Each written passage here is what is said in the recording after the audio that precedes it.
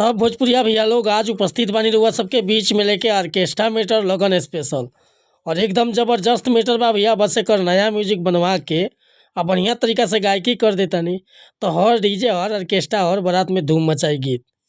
एक नंबर के मेटर लिखले बानी। तो चली देर ना करते हुए मेटर के शुरुआत कइल जाए कि कैसे गीत के गावे के बा, का एकर धुन बा, का लय बा।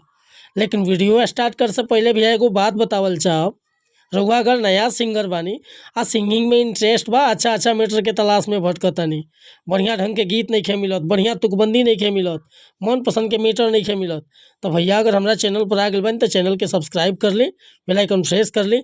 हर रोज रउआ के नया मेटर सुने के, देखे के और गावे के मिलत रही भैया। आज वह कोनो प्रकार के सॉन्ग लिखवाओ बा, जैसे कि sad song, orchestra song, romantic song, रंगदारी सॉन्ग, धोबी गीत, पूर्वी गीत, चाहे भक्ति भजन, कोनो प्रकार के मेटर लिखवावे खतरा बेहिचक संपर्क कर सकीले। बिल्कुल उचित चार्ज पर रुआ के फुल सॉन्ग व्हाट्सएप के जरिए मिल जाई। रुआ कोनो प्रकार के म्यूजिक बनवाओ के बा, चाहे गाना लिखवाओ के बा, डिस्क्रिप्शन में नंबर दे दिले बानी, फोन या व्हाट्सएप कर सकतानी। और आज के मेटर देखिए कैसे गाओ के बटे कि लचक के गजब कमरिया फीदा बदिलवा तोरी पो, लचक के गजब कमरिया फीदा बदिलवा तोरी पर।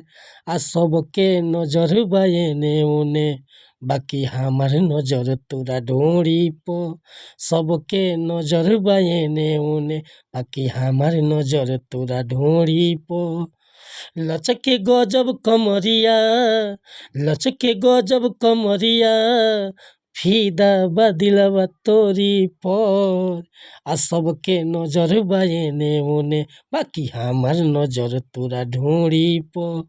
सबके नजर बायने उने, बाकी हमार नजर तोरा ढोरी पो। तो भैया ये मुखड़ा लेके उपस्थित रहनी हो। जानते बानी आजकल थोड़ा सा बोल्ड गाना चलता टे, तो मीटर अगर पसंद हो के फुल गीत लिखवावे के चाहता नहीं तो बिल्कुल उचित चार्ज पर गाना रुआ के व्हाट्सएप के जरिए मिल जाए।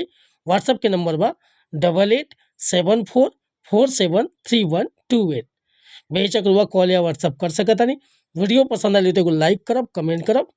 आ चैनल पर अगर पहली बार आई लोग तो चैनल के सब्सक्राइब कर ले भैया। मिला था नहीं फिर से अगला वीडियो में कुछ नया गाना के साथ, तब तक अनुमति चाहता नहीं। नमस्कार, प्रणाम, धन्यवाद भैया।